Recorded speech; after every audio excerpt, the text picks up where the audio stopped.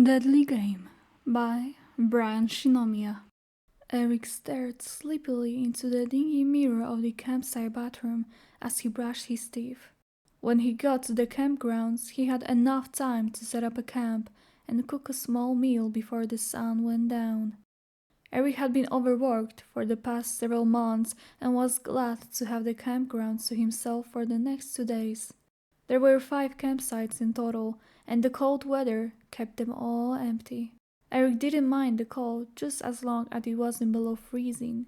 Slowly, he turned to leave the bathroom and step into the fridge at night.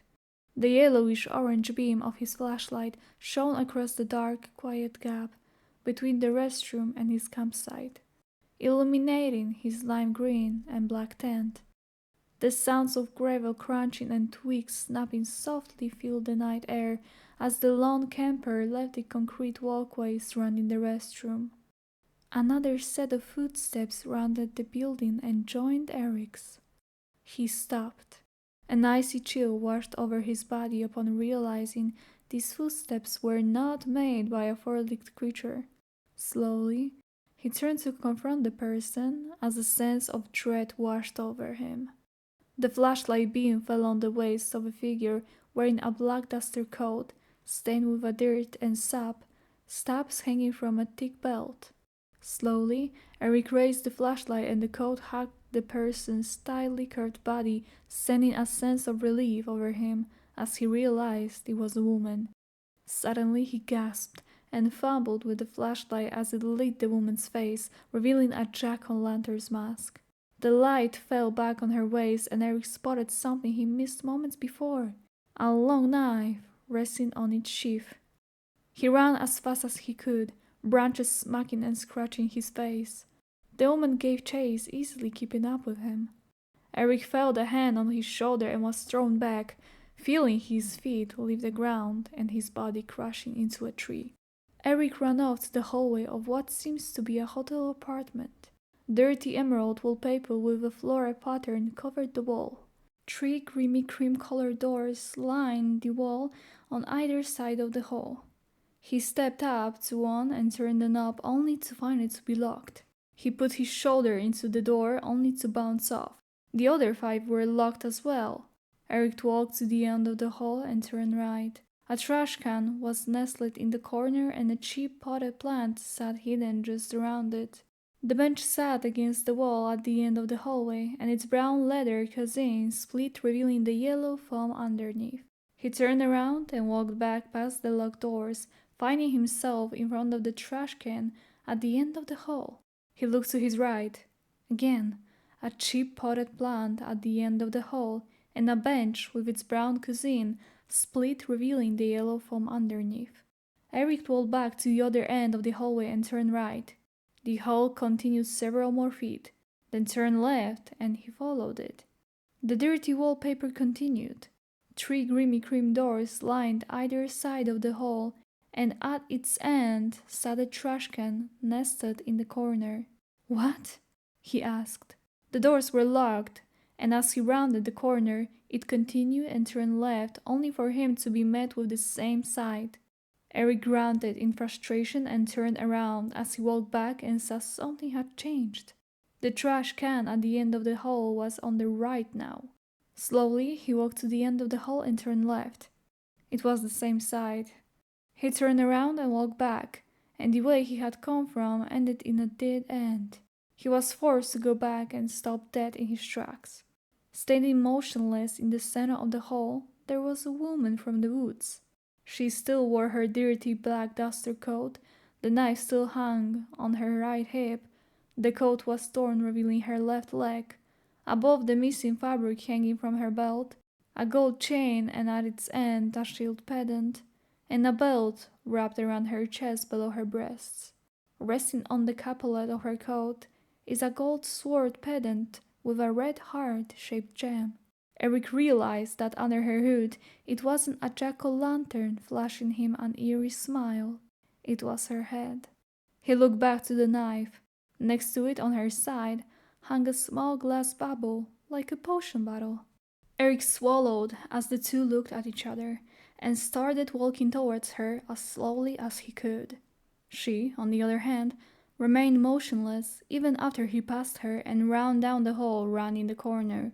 Suddenly, the woman was there again, waiting between the first two doors.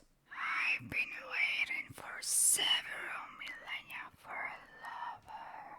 Eric stopped, as the raspy voice whispered across the space between them. You're not dead yet. Find your way out of my maze, and you will live. I'll claim you up on your death door. What? He asked. The woman neither answered him nor moved. What are you saying? His question went unanswered again. He grabbed and tried to shake her, but she was immovable statue.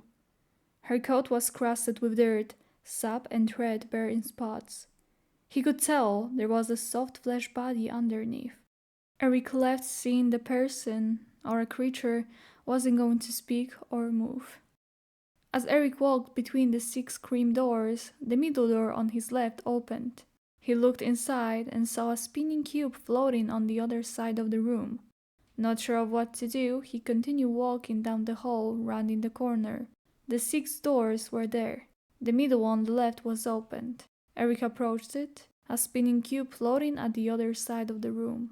He entered the room and walked towards the cube. The room spun and he found himself walking towards an open door. Confused, he turned and walked back towards the cube and the room spun again. Eric ran out of the room. My love. He heard a raspy whisper voice. He turned around. The room he came out was gone, replaced by a hole stretching on into oblivion. He couldn't see the end. My race was the first to walk in the light of this universe. Now we stalk the night. He walked backwards. We come from a world which died long ago, where magic was common. Her voice faded away the further he walked. Eric fell through the floor and was engulfed in darkness. He went into another hall, this time lined with bookshelves. He walked down the hall, scanning the books and all the titles that were written with strange symbols. What caught Eric's attention was a book with a jack-o'-lantern symbol on it. At first glance, it looked almost exactly like the entity that was stalking him. His dinner was in his throat by the time he started flipping through the pages. Unnerving gloom rose around him as he realized that he might have found a crucial piece of his horror puzzle. The eyes of Jack-o'-lantern peering at him seemed to have moved in sync with his. Curious, aren't we? Eric heard in his head. It was impossible to decipher whenever the uninvited voice came from the book or some other source. There's no going back now. The seal has been cracked. Eric's heart was resting on his throat when he decided to risk it all, peering into this forbidden knowledge of the unsettling book. Most of the reading was in a tongue he could not decipher. From the little background he had, it seemed that the letters resembled Old Latin. He managed to understand a couple of words simply by the virtue of books he read years ago. Curiosity was always his strong suit, even if it meant learning about things nobody cared about. Witch, curse, sacrifice. The words kept repeating on every page. Under them a scribbled illustration of what looked to be the jack-o'-lantern killer. By the mess left on his fingernails, Eric realized the drawing was done with crude charcoal. The only color differentiation were the eyes. 2 red jewels staring right into his very soul. The tale of a drowned girl forced into the body of a scarecrow. She was still drawing air when it happened. The voice spoke out in Eric's head. For a brief moment, he felt pity. Was the tale really true, or yet another trick of this twisted place? Suddenly, the illustration began deforming. The area around its eyes turned blurry from the sudden moisture. Eric dropped the book when he realized the red jewel eyes were crying, seeping with thick, congealed blood. A puddle of gleaming life liquid formed around the book as sounds of crying came from all around him. Gentle weeping, resembling a young woman. An uncalled urge to cry his eyes out overtook Eric as he felt paralyzed. The weeping was getting louder and louder until all he could hear were the desperate cries. His ears rang with unbearable torment. Just when he was on the verge of collapsing, the room went dead silent. Somehow, this felt more unsettling than the harrow screams of pain. "Run, the Reaper is coming. Coming for you. Squeal, beg, cry. The end is nigh." Eric was moments away from vomiting. The pent-up fear was getting to him, causing him to lose his cool. His head was a mess of denial and self-doubt. Whatever was happening around him felt more like a dream than reality. None of this made sense, especially the part where he still felt a faint smidge of sadness for the jack-o'-lantern that was chasing him. A sheer thought of a young woman framed as a witch, only to be tossed in the water till she almost drowned, keeping her alive just to make her suffer more. What a horrible way to die. Do you know what happens when you close your eyes? A familiar, raspy voice whispered as he looked at the picture of a star map in the book after picking it up from the floor. His feet felt wet in his boots, and the sound of lapping water filled the air. He looked down the hole filled with water up to his ankles. He snapped. The book closed. "Right," he muttered as he put the book back and walked away from the bookshelf. Rounding the corner, the hole was blocked by a bookshelf laying across the floor. He climbed over it. There was a splash as he fell into the water on the other side. The woman was in the hole between the bookshelves. Her duster floated in the water around her ankles. Eric walked up to her. His vision blurred and she was gone. I'm in your head now. Or are you in mine? Eric heard in his head. His vision wouldn't clear and return to normal. Eric struggled to walk around, clambering over a bookcase blocking the hole. He had to climb over 2 more before his vision finally cleared, but now was doubled like split-screen video game. Both sides were out of sync. When he looked down, the right side of his vision would look down, while the left went up. In my maze, our minds connect, she said, her voice still echoing in his mind. The leather-bound books changed the holographic images of books. It was a jarring contrast to the dinky emerald wallpaper and mahogany shelves the hologram sat on. Eric slowly trudged towards rounding a corner. He looked up and saw the bookcase on the ceiling. As he walked under, the room rolled and Eric found himself walking on the ceiling and his vision cleared. He was struggling with his emotions and confusion. He couldn't grasp the situation. Where I am? Who is that woman or whatever that thing is? Nothing made sense to him. He walked down the hall hoping that the end was in sight, turning corner after corner until he was met with a dead end. Eric turned around and found himself faced with the steel wall of an elevator. You've made it so far. Eric turned around upon hearing the raspy voice in his ear.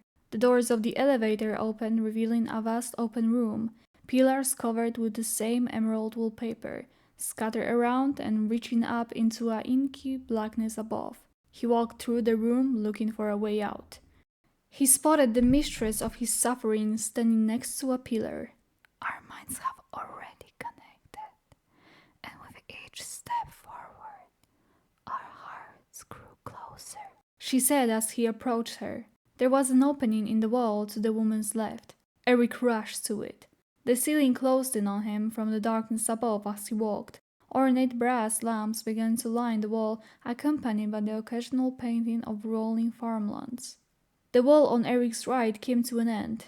It was replaced with a chipped and cracked mahogany railing. He gave a quick glance only to come to a dead spot. Eric found himself staring at a massive emerald wall. Its sheer size made it hard to tell its distance from him. Small specks on the floor seemed to emanate light. What could only be described as a defending yawning sound filled the vast empty space. His eyes quickly found the source of the sound. A mammoth floor-to-ceiling black corridor in the center of the far wall beckoned him. The longer he looked at it, the more the feeling of dread washed over him. Could something really be that big? Eric had to tear his eyes from the darkness before him. He looked down and saw he wasn't very high up, appearing to only be on the 2nd floor. A pair of binoculars hung from the post for the railing. He picked them up to look through them. The small specks were desks with lamps atop of them. What looked to be a reception desk built into an opening in the wall across from him, sat dwarfed by a massive corridor. Putting down the binoculars, Eric continued walking. There was a staircase leading down into the large room. It was only 5 steps before he was at the bottom. The room grew smaller and smaller with each step. The desks were now normal size. The black opening was now a normal entrance to a hallway. Looking back to where he had just come from, the railing was just above his head. He walked to the reception desk. After a few steps, he looked back, and the second-floor landing was now atop 10 rows of windows. Looking back to the reception desk, someone was now sitting behind. Eric slowly approached it. After a few more steps, he glanced back. There were no hundreds of windows on the wall behind him. Eric wasn't surprised to see the same jack-o'-lantern smiling at him from behind the reception desk. Behind her was a pegboard with keys and cubbyholes, some with envelopes in them. At wit's end, he rested his arms on the desk and gave in. A room for one, he thought for a moment and reached over the counter. Make that 2, he said, reaching over the desk and hooking a finger behind her coat between the first 2 buttons. He pulled back, unbuttoning the first button, revealing the skin of the woman's neck to be the same orange color as her face. A key appeared on the counter. The room number made him laugh. 1969. He left the reception area and began down the hall. He looked at the first door, 1, the next door, 2, then 3. I shouldn't have done that, he thought to himself. Eric walked past door after door until he came to an intersection. A set of double mahogany doors were to his right. Curiosity overtook him and he walked to them. Behind the doors were 6 houses standing in the room, 3 to his right and 3 to his left, white picket fences running around their perimeter. He walked through the room looking at each house, blue walls with a red roof and door. Between the second and third house on his left, he spotted a glass door. Eric could hear his heart thumping as he slowly walked to it. On the other side of the door was an alley leading to a busy street. You found the exit of my maze, my love. He saw the mistress of his sufferings reflection in the glass. Go now. Something caught his attention in his reflection. Eric pulled down the collar of his shirt. A black hand printed on his left shoulder. My magic spell. It's binding us together. Eric looked at her reflection once again. I've already waited for millennia for you.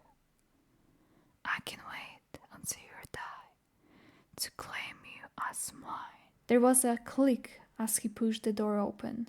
Eric found himself leaving the restroom at the campground, his breath creating a mist in front of him.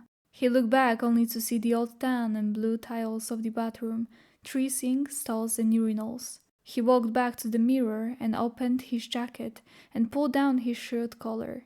A black hand printed sat on his shoulder. Strange, swirling marks ran across the top of it. He looked over upon hearing footsteps. The creature stepped out of stall. My kind was a dying race, she said, walking closer to him. Many of us gave up mortality to become magical beings. She ran a gloved finger along his jaw. She vanished, and a thump sounded at his feet. It was a knife that hung at her waist. Eric's palms began to sweat as he walked to the door. His heart raced as he pressed his hand on the door. Slowly, it opened, and Eric was relieved to see the dark campground outside.